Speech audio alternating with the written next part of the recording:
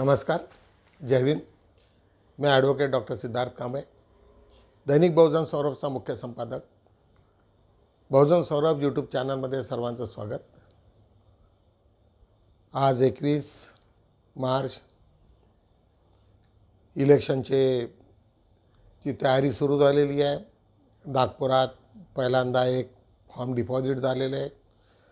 Election कमिशनवरती काल मोठ्या प्रमाणामध्ये उच्च न्यायालयात, सुप्रीम कोर्टात मोठं आंदोलन सुरू झाले त्याच्या गेटच्या बाजूला, आणि सुप्रीम कोर्टाने त्याच्यावरती त्या पिटिशनवरती हिअरिंग सुरू केलेलं आहे। 21 तारीख त्याची निश्चित केलेली आहे। 21 नाही, सोमवारी मला वाटते सुरू केलेली आहे, आणि त्याच्यावरती काहीतरी वेगळा निर्णय होईल अशी आशंका आहे। याआधी सुप्रीम कोर्टाला सरकारने जे काही निवेदन दिलं, आपलं सबमिशन केलेलं आहे, त्याच्यात त्यांनी स्पष्ट लिहिलेलं आहे की आम्ही सरकारने पूर्णपणे याच्यात आम्ही लक्ष देऊ, आणि त्याच्यात आम्ही कुठलंही काही करणार नाही। असं जे काही असते ते गव्हर्नमेंटकडनं जे काही करायचं ते करतील। आता दोन्हीकडच्या बाजू ऐकल्याच्यानंतर त्याच्यावरती निर्णय लवकरच होईल। EVMवरती पुन्हा एक मोठा हमला सुरू झालेला आहे। सुप्रीम कोर्टाच्या गेटवरती दिग्विजय सिंग, अनेक मोठमोठाले आमचे नेते, माजी आमदार, खासदार सर्व लोक तिथे एकत्रित झालेले आहेत, आणि हजारोच्या संख्येत सुप्रीम कोर्टाचे ॲडव्होकेट्सही तिथे जमा झालेले आहेत। त्याच्यामुळे निश्चितच याच्यात काहीतरी होईल असा अंदाज आहे। एक चांगला कालच्या व्हिडिओमध्ये मी सांगितलं की अबकी बार 400 उमेदवार पार, अशा पद्धतीचं ते एक स्लोगनही होतं, परंतु त्याची 25,000 रुपये भरून आणि हे ते सर्व करणं थोडं अवघड आहे। परंतु तरी काही लोक ज्याची ऐपत असेल त्यांनी आपापले फॉर्म भरावे, अपक्ष म्हणून करावं, डमी एजन्सी म्हणून करावं। या संदर्भात 2 व्हिडिओज मी तुम्हाला दाखवत आहे। आज एकच बघू, कारण आमची बुद्धा सिरियलमधली थोडासा व्हिडिओ लांबलेला आहे, त्याच्यामुळे आम्ही एक व्हिडिओ तुमच्यासमोर आणू। त्याच्यावरती सुप्रीम कोर्टावरती ज्या पद्धतीने आमचे लोक तिथे तयारी करून हल्ला करत आहेत, ती एक बाब तुम्हा सर्व लोकांना लक्षात आली पाहिजे, आणि तुम्ही त्याच्याबद्दल तुमची माहिती अपडेट असली पाहिजे। बघूया हा सिंपलसा व्हिडिओ। आप समझ सकते हैं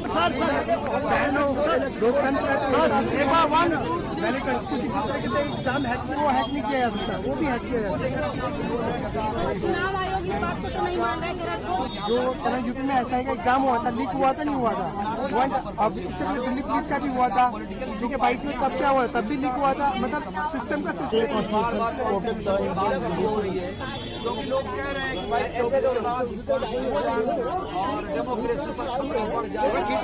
बस थोड़ा पीछे हो जाए, एक बार तो आ जाएगा, बना पड़ने वाले अभी इधर से बाइट पर सैलरी लेते हैं। आवाज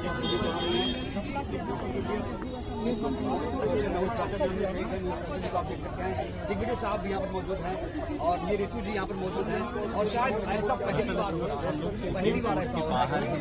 और आप लोग बीजेपी को लेकर विरोध कर रहे हैं। साथियों, मैं सबसे पहले तो माननीय उच्चतम न्यायालय को इस बात की बधाई देता हूं कि जो इलेक्टोरल बॉन्ड्स को लेकर उन्होंने एक क्रांतिकारी फैसला दिया है, जिसमें ये उजागर हो गया कि किस तरह से ED, IT, CBI का एक हथियार के रूप में काम केंद्र सरकार कर रही है पैसा वसूल करने के लिए। और इस बात को पूरे अच्छे ढंग से माननीय राहुल गांधी जी ने अपने बयान में कहा है। बात यह है कि मोदी जी एक तरफ कहते हैं शेल कंपनीज हमने समाप्त कर दी, लेकिन शेल कंपनी से वो बॉन्ड्स खरीदे हुए उसका चंदा वसूल कर रहे हैं, स्वीकार कर रहे हैं।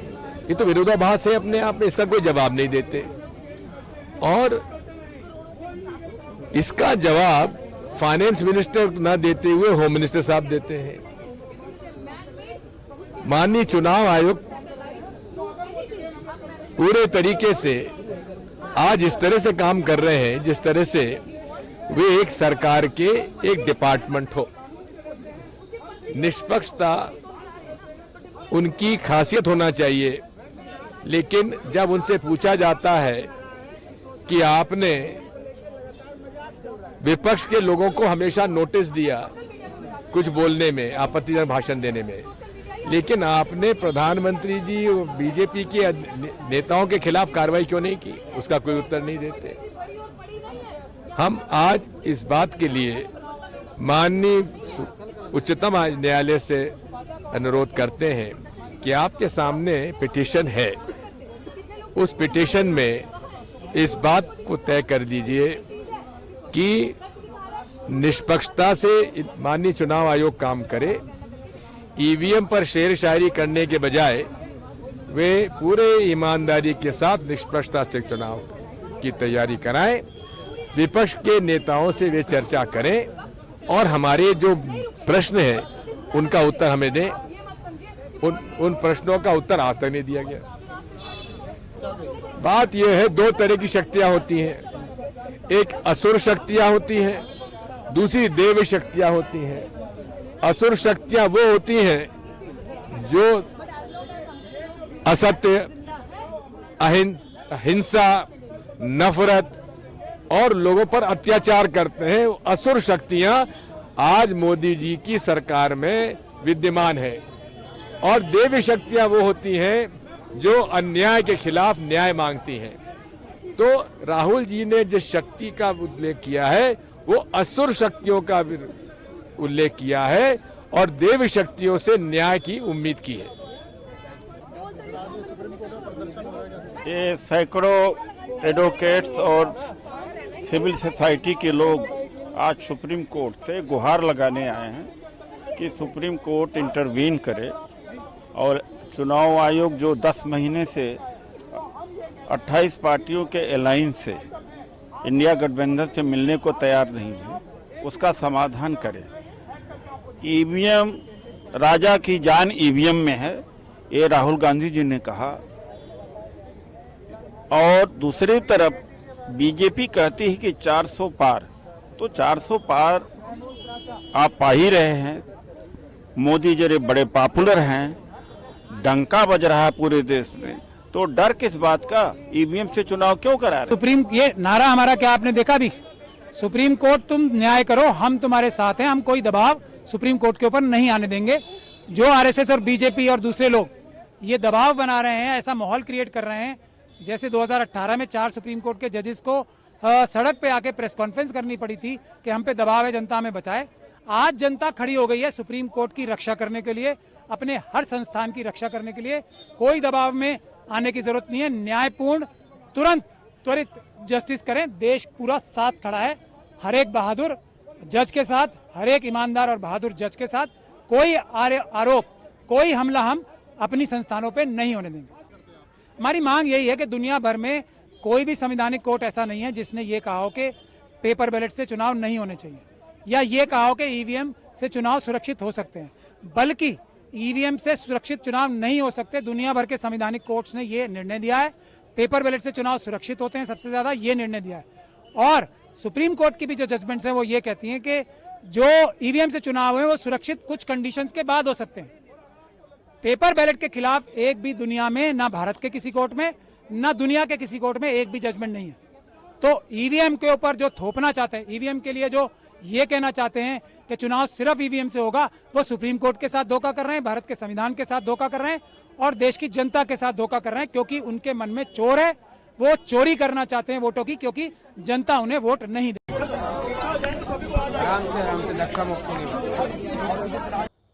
नेहमीप्रमाणे बुद्धाच्या सिरियलमधनं एक छोटीशी क्लिप आम्ही घेतलेली आहे। बुद्धकालीन सिद्धार्थाचं शिक्षण जवळपास झालेलं असतं आणि लग्नाची तयारी असते। त्यावेळेस तिथे एक दंड, एक मोठा एक हे असते, दंडयुद्धची एक परीक्षा घेण्याचं ठरते आणि त्याच्यामध्ये दोघांमध्ये सिद्धार्थ आणि देवदत्त या दोघांमध्ये एक दंडयुद्ध सुरू झाले होते आणि परंतु सिद्धार्थ मात्र देवदत्तवरती मारण्यासाठी तयार नसतो। तो म्हणतो मला नको आहे ते सर्व, कारण त्यांना सुरुवातीपासूनच त्याच्यात काही हे नसते। परंतु त्यावेळेस मग त्यांचे गुरु तिथे येतात आणि त्याला समजवतात, सर्व लोक समजवतात की ही क्षत्रियाची परीक्षा आहे, काय असेल, परंतु आमच्यासाठी तुला लढावंच लागेल. आणि ते युद्ध म्हणजे तिथे एक स्पर्धा सुरू असते आणि हजारो संख्येत तिथे लोक उभे असतात आणि त्या स्पर्धेत काय घडतं आहे याच्याबद्दलचं एक सुंदरसं. आणि त्याच्या आधी ती कमला म्हणून त्याची जी काकी असते आणि त्याच्यात पुन्हा तिला मंगला ती एका ज्योतिषाकडे जाऊन ती पुन्हा जादूटोणा केल्यासारखे खिळा आणते आणि ती सांगते की सिद्धार्थाच्या ज्या गाडीवरती त्या दंडावरती खाली तू त्याच्यात लाव, म्हणजे निश्चितच तो युद्ध करणार नाही. परंतु ते सर्व विफळ ठरते, काही त्याच्यातनं अर्थ राहत नाही आणि शेवटी सिद्धार्थाचा त्याच्यात विजय होतो. एक सुंदरशी क्लिप तुम्हाला आवडेल. थोडी क्लिप मोठी असली तरी 7-8 मिनिटाची क्लिप आहे. ते बघण्यात तुम्हाला निश्चितच आनंद होईल. बघूया क्लिप.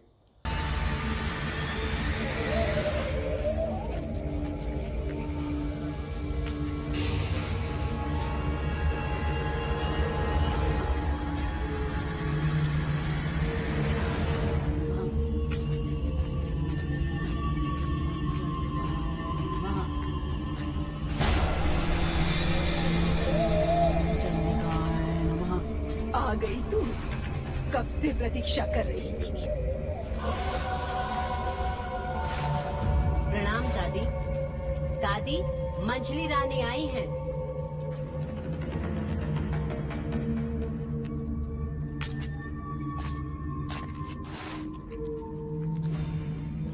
वो मेरा पुत्र. तेरा पुत्र हर समय क्रोध होता है, इसीलिए सब कुछ खोता है. जानती हूँ, इसीलिए यहाँ आई. कल अंतिम दंडयुद्ध होगा. मैं चाहती हूँ कि ये कील उठा ले. जिससे भी वो युद्ध करने वाला है उसके दंड में ये कील ठोक देना. वो कभी भी तेरे पुत्र पर प्रहार नहीं कर सकेगा.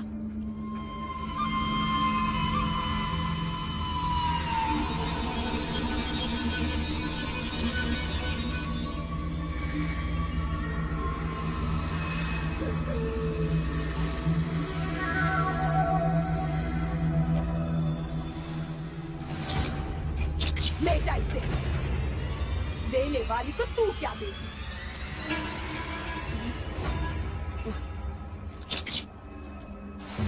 दादी, हम चलते हैं. देवी, चलिए.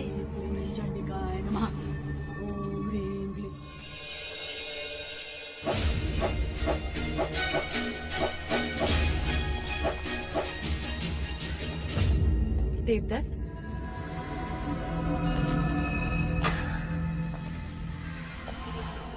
ये ले, तेरे लिए लाई.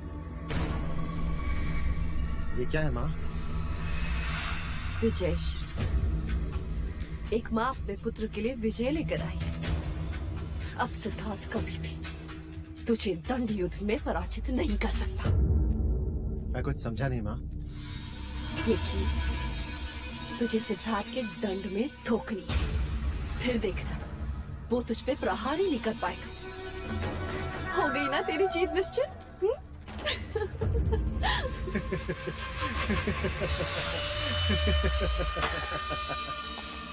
माँ, मुझे जीत याचकों की तरह झोली में नहीं, अपनी मुट्ठी में चाहिए. यदि आप कहें तो ये कील सिद्धार्थ की हथेली में ठोक दूं. यदि कहें तो तलवार से उसका सर उड़ा दूं माँ. लेकिन इस तरह ये टोड़ने टोट के करके मुझे विजय नहीं होना. मैं एक शूरवीर क्षत्रिय हूँ. मुझे जीतना है और मैं जीतूंगा. और जीत का महत्व तब होता है जब एक योद्धा अपने शौर्य और वीरता से युद्ध को जीते. लेकिन आप ये नहीं समझेंगे, क्योंकि आपको अपने पुत्र की योग्यता से अधिक विश्वास इस कील पर है.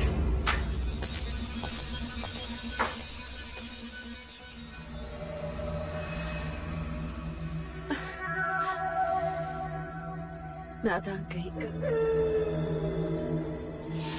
अब चाहे कुछ भी हो जाए बेटा, विजय का मुकुट तो तेरे ही सर होगा. यशस्वी भव क्षत्रिय.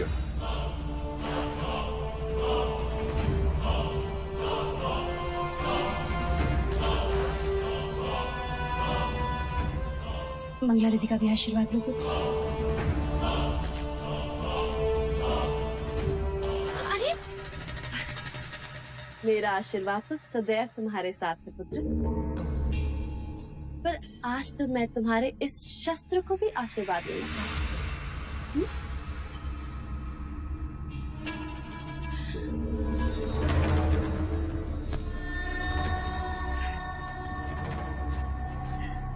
ईश्वर करे तुम्हारे शस्त्र को किसी की अशुभ दृष्टि न।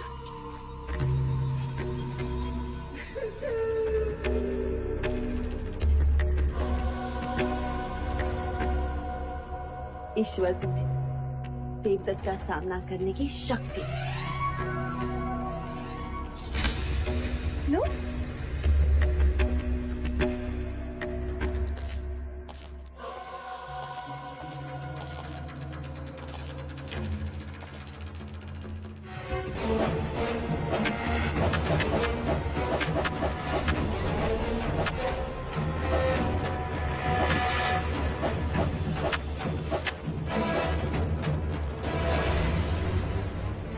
तो मुझ पर प्रहार क्यों नहीं करते सिद्धार्थ? तुम जानते हो ज्येष्ठ, मैं तुम पर प्रहार नहीं कर सकता। मान सम्मान का तुम्हारा ये प्रपंच मैं समझता हूँ सिद्धार्थ, परंतु आज तुम्हें मुझसे युद्ध करना ही होगा। प्रहार करो मुझ पे सिद्धार्थ।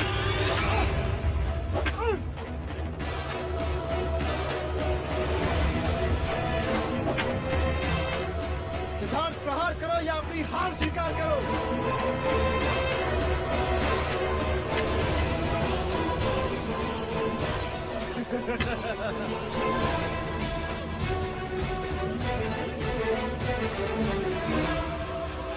क्या कर रहे हो तुम? कपिलवस्तु के भावी सम्राट के हाथ कांप रहे हैं गुरुदेव। सिद्धार्थ, मैं ज्येष्ठ पर प्रहार नहीं कर सकता गुरुदेव। आचार्य कौंडिन्य, तो क्या मैं देवदत्त को कपिलवस्तु का सर्वश्रेष्ठ योद्धा घोषित कर दूं? नहीं, मुझे भीख में नहीं चाहिए मुझे। तुम्हें प्रहार करना हो।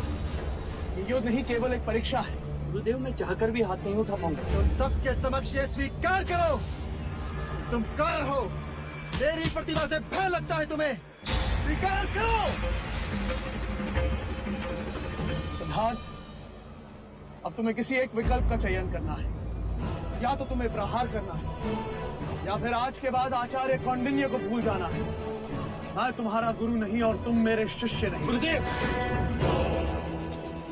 यदि तुम इस परीक्षा में विजय न हुए तो मेरा सिखाया सब मिथ्या है।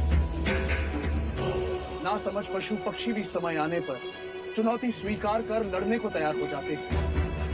तुम तो मनुष्य हो। मत भूलो, अतल वितल भूतल पर जन्म लेने वाली प्रत्येक आत्मा कर्म के अधीन है, कर्माधीन है। पर ज्येष्ठ, इतने भावनाशील मत बनो सिद्धार्थ। केवल अपना कर्म करो। याद रखो, बादल का मूल्य वर्षा से, पेड़ का मूल्य फल से, तलवार का मूल्य धार से, उसी तरह एक क्षत्रिय का मूल्य प्रतिभावान योद्धा बनने से।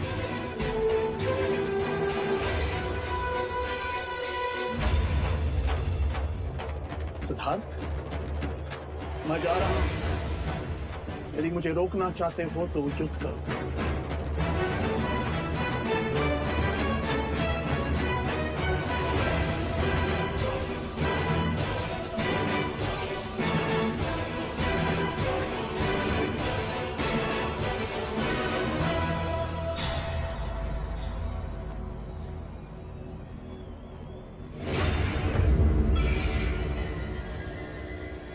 अतल वितल भूतल पर जन्म लेने वाली प्रत्येक आत्मा कर्म के अधीन है, कर्माधीन है। केवल अपना कर्म, केवल अपना कर्म।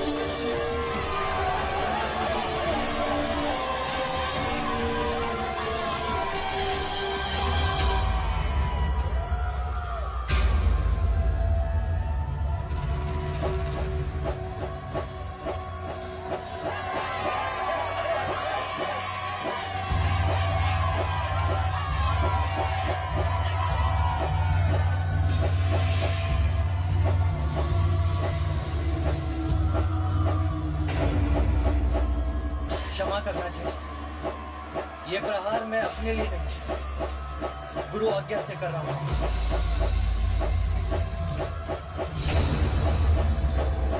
पहला प्रहार गुरु के लिए,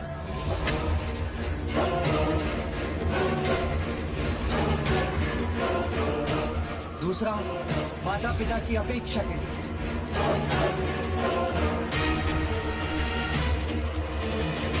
तीसरा प्रजा का विश्वास पाने के लिए,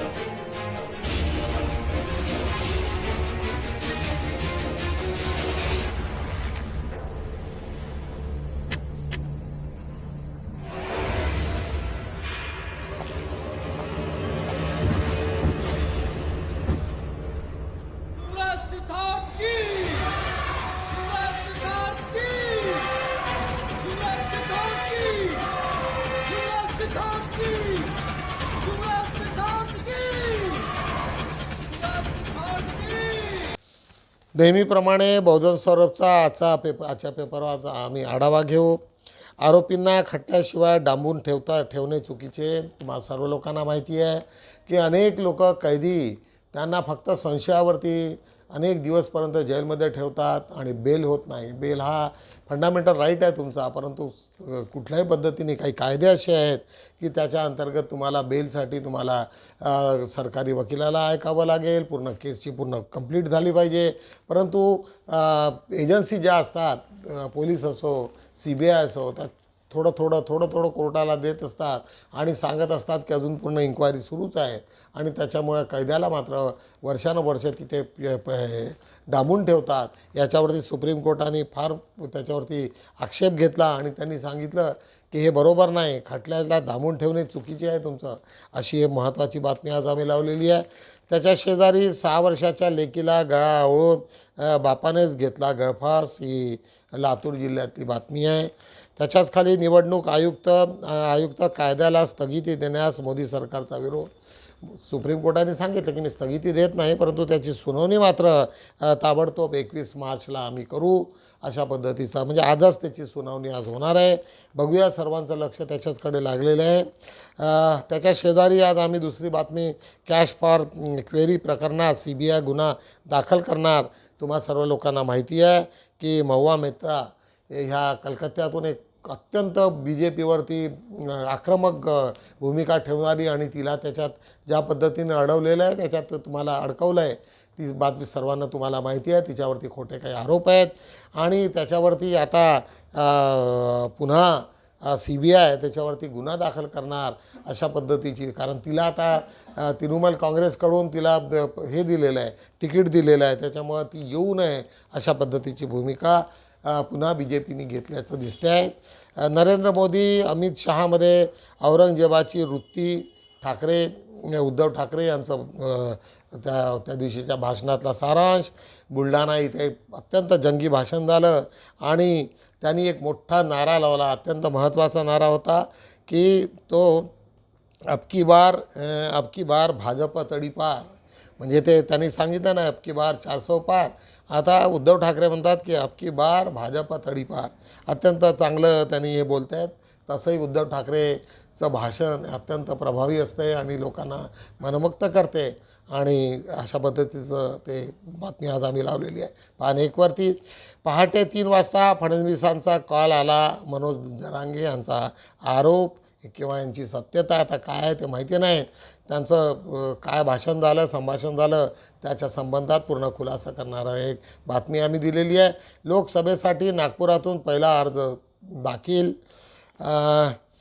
आज त्याच्याच खाली आज आम्ही सरकारी अनुदान लाटण्यासाठी चक्क बहीण भावाने बांधली लग्नगाठ, एक लखनौची बातमी आहे. मुख्यमंत्री सामूहिक विवाह सोहळा भ्रष्टाचार, याच्यातली ती बातमी आज आम्ही पान 1 वर दिलेली आहे. 14 तळ्याचे आंदोलन ही केवळ घटना नव्हे, व्यवस्था मुक्तीचा प्रवाह. प्राध्यापक रणजित मेश्राम यांचं वक्तव्य अत्यंत प्रभावीशील वक्तव्य. आणि बाबासाहेबांना त्याच्यामध्ये काय तुम्हाला ते आंदोलन जे होतं ते तुम्हाला व्यवस्था मुक्ती, ज्यावेळची व्यवस्था होती त्याच्यापासून तुम्हाला मुक्तता हवेस असणार आहे, त्याच्यासाठी ते 14 तळ्यांचं आंदोलन झालं होतं. कविता लिहिण्यापूर्वीच कवीने जिवंतपणाशी नाते जोडावे, यशवंत मनोहर यांचं वाक्य. आणि बरोबर आहे की कवीला तेव्हाच कविता सुचतील की जोपर्यंत तो त्याच्याशी नातं जोडणार नाही. धम्म कार्यशाळा व बाल धम्म संस्कार शिबिर, आमचे एक मित्र वाणीसाहेब यांनी तो एक मोठा दर होळीच्या दिवशी त्यांचा एक मोठा कार्यक्रम होत असतो आणि त्याच्यामध्ये सर्व बौद्ध बंधू भगिनींसाठी तो कार्यक्रम असतो आणि लहान बाल धम्म शिबिरही त्याच दिवशी तिथे अरेंज करतात आणि फार मोठा कार्यक्रम आहे. खाली राजुलवाडी येथे 29 मार्चपासून निवासी धम्म शिबिर, त्यातही मोठ्या संख्येने लोक तिथे जमते आहेत. एक आदिवासींचा एक एरिया आहे तो आणि तिथे एक मोठा कार्यक्रम अरेंज केलेला आहे 25 तारखेला.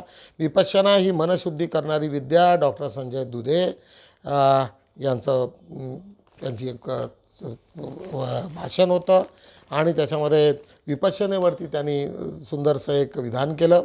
सार्वजनिक ठिकाणी जाहिरातीचे फलक चिटकविणाऱ्याच्या विरोधात दंडात्मक कारवाईची मागणी, एक हिंगणघाटची बातमी आहे आमची. नामनिर्देशन पत्र प्रक्रिया सुरळीत व सुरक्षित व्हावी यासाठी आदेश निर्गमित. सरकारने ऑलरेडी आदेश काढलेले आहे. इलेक्शनाची लाचखोर महसूल सहाय्यक ACBच्या जाळ्यात, ही नागपूरचीच बातमी आहे. भंडारा इथली बातमी आहे. कोराडीत अंतरिक्ष महायात्रा प्रदर्शनी. त्याच्यानंतर महाड 14 तळे सत्याग्रह निमित्त विविध संघटनाचे अभिवादन, त्यात प्रामुख्यानं BRSP, त्याच्यानंतर समता सैनिक दल, डॉक्टर बाबासाहेब आंबेडकर संशोधन व प्रशिक्षण संस्था पुणे, बार्टी इत्यादींनी त्याच्यात भाग घेतला होता. आज बघूया आम्ही आजचा आमचा अग्रलेख. पुन्हा आम्ही आज निवडणुकीशी संबंधितच आजचा अग्रलेख आहे आणि आमचं टायटल आहे आज लोकशाही पुढील आव्हाने व सद्यस्थिती.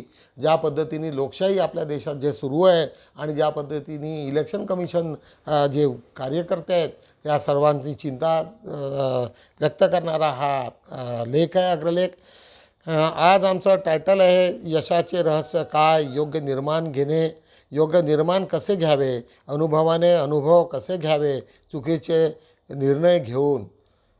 तुम्हाला सर्व याच्यामुळे तुम्हाला लक्षात आलंच आहे की यशाचं रहस्य काय आहे, योग्य निर्णय घेणे. योग्य जर तुमचा निर्णय झाला नाही तर त्याच्यामुळे तुमचे योग्य निकालच तुमचे चुकीचे लागतील. योग्य निर्णय कसे घ्यावे, अनुभवाने अनुभव कसे घ्यावे, रोज तुमच्यात जे काही अनुभव तुम्हाला येत असतात त्याच्यातनं काहीतरी तुम्हाला शिकवून जातात आणि त्या अनुभवातनं पुढची दिशा तुम्हाला उचलायची असते, त्या दिशा तय करायची असते. चुकीचे निर्णय घेऊन होत नाही. आज वाराणसीच्या गंगेत सगळेच न्हाले. एक आज तुम्हा सर्व लोकांना माहिती आहे, निवडणूक रोखे इलेक्ट्रॉल बॉन्डमध्ये ज्या ज्या लोकांचा करोडो रुपयांचा जो पैसा BJPने चंदा आणि सर्वच पक्षांना जो काही चंदा मिळालेला आहे त्याच्यात BJPचा फार मोठा वाटा आहे. आणि त्याच्यात लक्ष्मण बोरकर यांचा हा लेख अत्यंत वाचनीय आहे. सुजान नागरिक आणि बिंडोक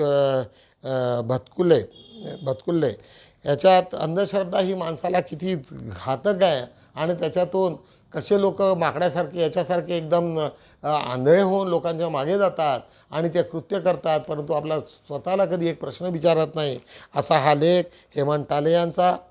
याच्या शेजारी विश्वगुरू सम्राट अशोक जयंती 16 एप्रिल 2024 रोजी प्राध्यापक भीमराव गोटे यांचा सुंदरसा लेख.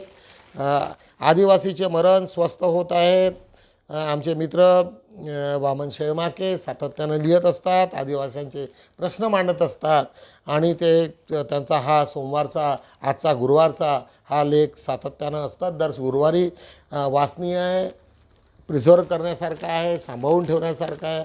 आदिवासींमध्ये तो जास्तीत जास्त प्रमाणात गेला पाहिजे अशी आशा करतो. आजच्या पेपरचं आचारसंहिता म्हणजे काय एक्झॅक्टली सिद्धार्थ बनसोड यांनी लिहिलेलं आहे. तुम्हा सर्व लोकांना माहिती आहे की आचारसंहितेमध्ये आता कुठलीही लोकशाहीमधली जे महत्त्वाचे पंतप्रधान सर्व आणि मंत्र्यांचं सर्व काम तिथे हे होऊन जाते, शिथिल होऊन जाते. आणि यावेळेस चीफ इलेक्शन कमिशनच्या हातात संपूर्ण देश असतो. तो ज्या पद्धतीने सांगेल त्या पद्धतीने तो इलेक्शन कसं करावं, कोणाच्या बदल्या करायच्या, काय करायचं ते सर्व त्याच्या हातात असते आणि तेच ठरवत असते. त्याच्याच खालचा आज आमचा दुसरं लेख, एक पत्र देशवासियांसाठी. याचा हाच आमचं संकलन केलेलं आहे, शब्दांकन संजय शिंदे यांचं. शिक्षणाला अग्रक्रम हवा डॉक्टर A.H. साळुंके. तुम्हा सर्व लोकांना माहिती आहे की A.H. साळुंके हे तथागत भगवान बुद्धाचे तसेच डॉक्टर बाबासाहेब आंबेडकरांचे आणि आमच्या बहुजनांच्या सर्व इतिहासात जे जे काही झालेले असतील थोर पुरुष झाले असतील त्यांचे फार मोठे अभ्यासक आहेत आणि त्यांच्यावरती आजचा हा सुंदरसा लेख. भारत भाग्य विधाता. आता भारताचं आता पुन्हा भाग्य निघणार आहे. आता इलेक्शन आलं की भारताचं आता भाग्य आता पुन्हा काय होईल याच्यावरती हा सुंदरसा लेख संजय सोनटक्के यांचा. आज आम्ही माणूस अंधश्रद्धेच्या मागे का लागतो, अंधश्रद्धा. आज रतन तायडे. तुम्हा सर्व लोकांना माहिती आहे की माणूस आळशी, बदमाश, भित्रा किंवा जो कामं करत नाही, हलाल असतो, अशाच लोक अंधश्रद्धेच्या मागे लागतात कारण त्याला भीती वाटते. तो चोरी करत असतो आणि त्याला असं वाटते की आपली चोरी पकडल्या जाईल. तर अशा ठिकाणी अंधश्रद्धा तिथे जास्त पसरते. तुम्ही सर्व मोठमोठ्याल्या दुकानात किंवा याच्यामध्ये बघायचं की जिथे जिथे ज्या ज्या दुकानामध्ये देवीचे मोठमोठाले फोटो दिसतात तिथे काहीतरी त्या लोक घाबरलेले असतात आणि डरपोक झालेले असतात. हे त्याचं डरपोकीचं एक मोठं असा हा सुंदरसा लेख तुम्हाला वाचायला मिळेल. आज खंजेरी भजन स्पर्धेचे आयोजन करणे काळाची गरज. पण एक संगीता संतोष ढलाल हिचा हा सुंदरसा लेख. त्याआधी राष्ट्रसंत तुकडोजी महाराजांनी आपल्या खंजिरी भजनानी लोकांना मुक्त करत होते. आज मला असं वाटते की त्याचा आज सर्व हे झालेलं आहे. लोक विसरले, खंजिरीचे आवाज विसरले. 5-5, 6-6 खंजिऱ्या एकाच वेळेस वाजवणारे ते वाद्य होते आणि ते पुन्हा जीवित झाले पाहिजे. त्याच्यातनं लोकसाहित्य त्याच्यातच होतं जे आधी नवीन हे शस्त्र हे नव्हते, आपले वेगवेगळे इन्स्ट्रुमेंट्स नव्हते त्यावेळेस तेच सर्व वाद्य होतं आमच्याकडे. परंतु त्याची प्रगती व्हायला पाहिजे होती, ते मात्र झालेली नाही. त्याच्यामुळे या लेखाला अत्यंत महत्त्व आहे. अशा रीतीने आम्ही दैनिक बहुजन सौरभचे आढावा घेतलेला आहे. तुम्हा सर्व लोकांना माहिती आहे आता इलेक्शन आलेलं आहे. इलेक्शनच्या याच्यामध्ये तुम्हा सर्व लोकांना सहभागी व्हायचं आहे. डायरेक्टली इनडायरेक्टली मी हे म्हणत नाही की लोकांच्या घरी प्रचाराला जा, परंतु शक्य होत असेल तर चांगले व्हिडिओ लोकांना सर्क्युलेट करा. OBCमध्ये जा, जास्तीत जास्त लोकांमध्ये मिक्सअप व्हा. जे लोक OBCमध्ये OBCचे तर लोक आहेतच, परंतु काही स्वीपर कम्युनिटीचे आहेत, काही वेगवेगळ्या कम्युनिटीतले लोक आहेत जे BJP धर्तीचे आहेत. त्यांच्याशी तुम्ही संपर्कात राहिलं पाहिजे. लोकांना समजवलं पाहिजे की या देशात जर देशच नाही राहणार तर तिथे अनटचॅबिलिटी राहील. पुन्हा तो काळ येईल, पेशवाईचा काळ येईल आणि अनटचॅबिलिटी पूर्ण वाढेल. म्हणून तुम्हा सर्व लोकांना आज सतर्क राहायचं आहे आणि जास्तीत जास्त लोकांना बसल्या बसल्या तुम्हाला हे व्हिडिओज फॉरवर्ड करायचे आहेत, लाईक करायचे आहेत आणि अशा पद्धतीने तुम्ही आपलं काम घरूनच बसून करू शकता. एवढंच बोलतो आणि थांबतो. जय भीम.